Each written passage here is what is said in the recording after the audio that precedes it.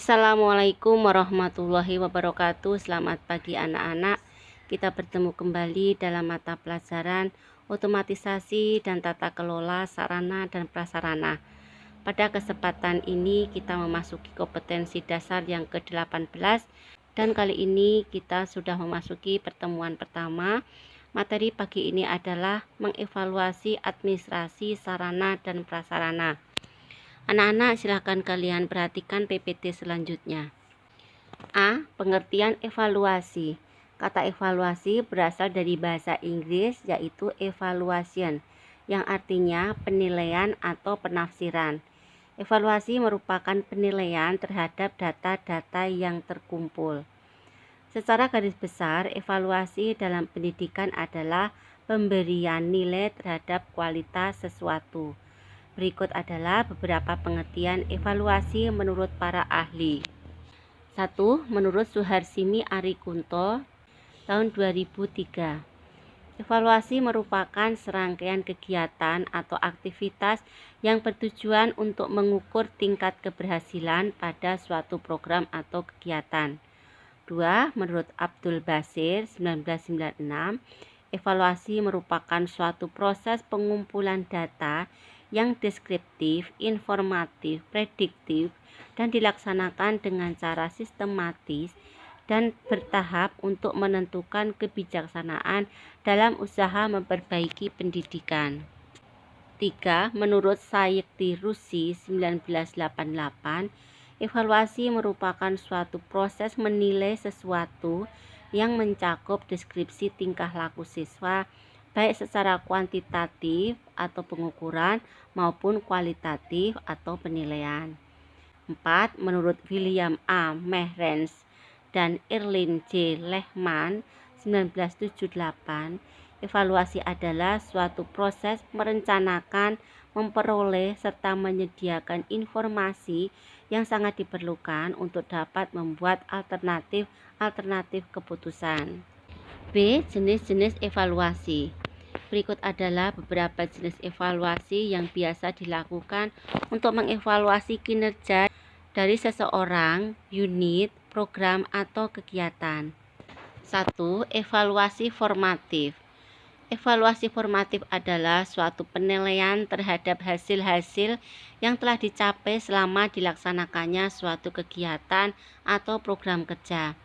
Pada umumnya, waktu pelaksanaan evaluasi ini dilaksanakan secara rutin per bulan atau per tahun sesuai dengan keperluan informasi hasil penilaian. Manfaat dari evaluasi formatif adalah memberikan umpan balik kepada manajer program terkait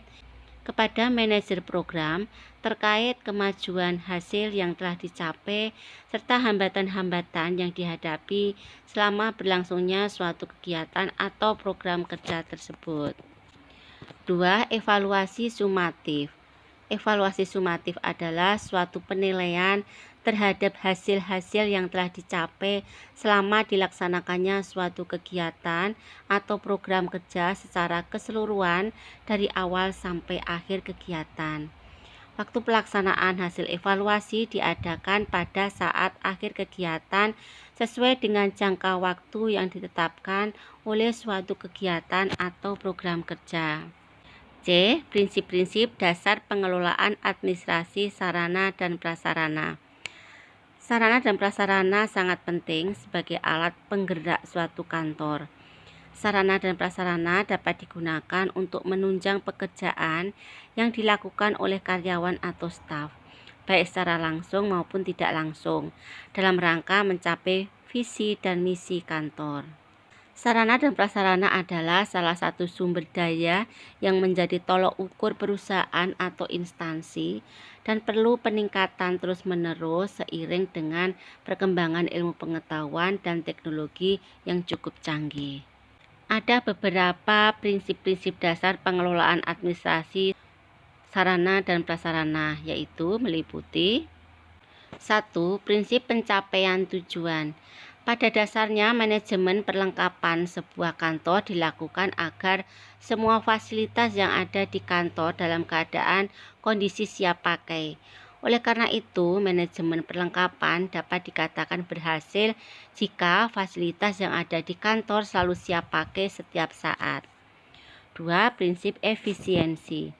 Dengan prinsip ini, semua kegiatan pengadaan sarana dan prasarana sebuah kantor dilakukan dengan perencanaan yang hati-hati, sehingga memperoleh fasilitas yang berkualitas baik dengan harga yang relatif murah.